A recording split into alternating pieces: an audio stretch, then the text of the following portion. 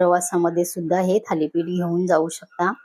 अजिबात कडक होत नाही, छान मऊसूत राहतात, कारण आपण त्याच्यामध्ये कडधान्य घातलेले असल्यामुळे हे पीठ खूप छान मुरल्या जातं आणि चवीला हे थालीपीठ खूप छान लागतात. तर इथे बघा थालीपीठ आपलं थापून झालेलं आहे.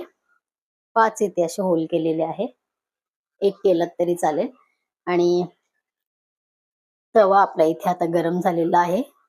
5 होल याच्यासाठी की जेवढे तुमचे व्यवस्थित होल, तुम्ही एक होल पाडलं तरी चालतं. त्याचं कारण एकच आहे, ते छान भाजलं जातं. थोडंसं तेल किंवा तूप आपण त्याच्यामध्ये टाकून आणि ते कुरकुरीत व्यवस्थित सगळ्या बाजूनी भाजलं जातं, म्हणून आपण हे होल केलेले आहेत.